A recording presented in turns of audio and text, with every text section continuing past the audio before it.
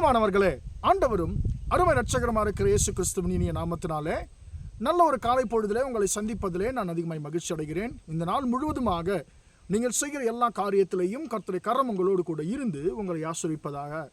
அன்பானவர்களே, சங்கீதம் 107 சங்கீதம் 20 வசனம் இப்படியாக சொல்லுகிறது, அவர் தமது வசனத்தை அனுப்பி அவர்களை குணமாக்கி அவர்களை அழிவுக்கு தப்புவிக்கிறார் என்று சொல்லி வசனம் சொல்லுகிறது. அன்பானவர்களே, இந்த காலை வேளையிலே கர்த்தர் உங்களையும் என்னை பார்த்து சொல்லுகிறார், என் மகனே, என் மகளே, என்னுடைய வார்த்தையை, என்னுடைய வசனத்தை அனுப்பி நான் உங்களை குணமாக்குகிற தேவனாய் இருக்கிறேன் என்று சொல்லி ஆண்டவர் சொல்லுகிறார். பிரியமானவர்களே, இந்த குணமாக்குதல் என்பது நாம ஒரே ஒரு கோணத்தில் மட்டும் பார்க்கக்கூடாது. குணமாக்குதல் என்று சொன்னால் நம்முடைய சரீர பிரகாரமான வியாதியை மட்டும் நீக்குவதாக நாம் நினைத்து கொள்ளக்கூடாது.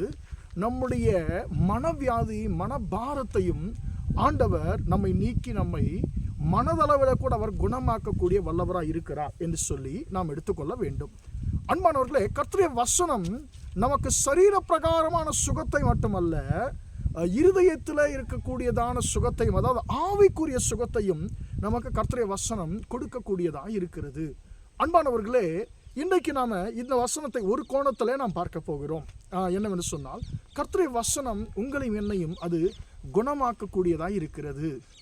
உதாரணமாக இதற்கு நல்ல ஒரு உதாரணத்தை சொல்ல வேண்டும் என்று சொன்னால், பரிசுத்த வேதாகமத்தில் லூக்கா 7 அதிகாரத்தில் 100க்கு அதிபதியை நாம் பார்க்கிறோம். ஒரு 100க்கு அதிபதி, அதாவது இப்போது போலீஸில் ஒரு மனுஷன் இருக்கிறாரு, அந்த மனுஷன் கீழே ஒரு 100 போலீஸ்காரங்க இருக்காங்கன்னு வைத்துக்கொள்ளுங்க.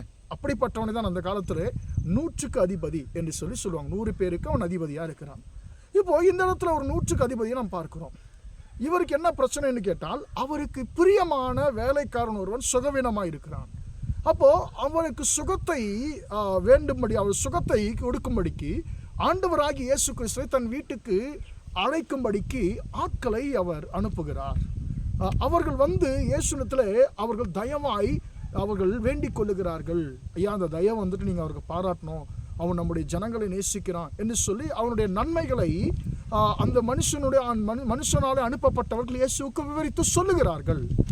அன்பானவர்கள், ஆண்டவராகிய இயேசு கிறிஸ்து கூட அவர்களோடு கூட அந்த 100க்கு அதிபதியின் வீட்டுக்கு பயணப்பட்டு வரும்பொழுது, வீட்டுக்கு கிட்ட வரும்போது மீண்டுமாக ஒரு சிலரை அனுப்புகிறான். அந்த 100க்கு அதிபதி அனுப்பி, ஆண்டவரே, எனக்கு உம்முடைய முகத்தை பார்க்க எனக்கு தகுதி இல்லை, நீர் என்னுடைய வீட்டில் அடியெடுத்து வைப்பதற்கு என் வீட்டுக்கும் தகுதி இல்லை, அதனால் எனக்கு உம்முடைய வார்த்தையின் மேலே எனக்கு மிகுந்த விசுவாசம் உண்டு, நீங்கள் இருக்கிற இடத்துல நீங்கள் இருந்து கொள்ளுங்க, உம்முடைய வார்த்தையை மட்டும் அனுப்புங்க, ஒரே ஒரு வார்த்தை சொல்லுங்க, அப்பொழுது என்னுடைய வேலைக்காரன் சுஸ்தமாவான் என்று சொல்லி ஆண்டவராகிய இயேசுவிடத்தில் வேண்டிக் கொண்ட பொழுது இயேசு அவருடைய விசுவாசத்தை கண்டு ஆச்சரியப்பட்டாராம்.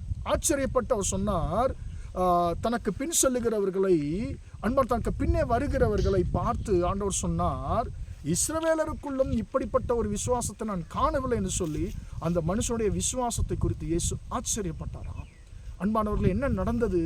அவன் விசுவாசித்தபடியே ஆண்டவராகிய இயேசு கிறிஸ்து அவர் இருக்கிற இடத்திலிருந்து தம்முடைய வல்லமையுள்ள வார்த்தை அனுப்புகிறார், அவன் சுகமாகட்டும் என்று சொல்லி. அன்பானவர்களே, அந்த வார்த்தை அந்நேரமே ஆண்டவராகிய இயேசு கிறிஸ்து அந்நேரமே அவர் சொன்ன அந்த நேரமே அந்த வார்த்தை, இயேசுவின் வார்த்தை போய் அந்த வேலைக்காரனை சுகமாக்கினதை பார்க்கிறோம். அன்பானவர்களே, இன்றைக்கு அந்த வார்த்தை எங்கே இருக்கிறது? நம்முடைய கரத்தில் இயேசு அந்த வார்த்தை கொடுத்திருக்கிறார். இதுதான் அவருடைய வார்த்தை. அன்பானவர்களே, இந்த வார்த்தை நம்மை குணமாக்கக்கூடியதாக இருக்கிறது. இந்த வார்த்தை நம்முடைய வாழ்க்கையை மாற்றக்கூடியதாக இருக்கிறது.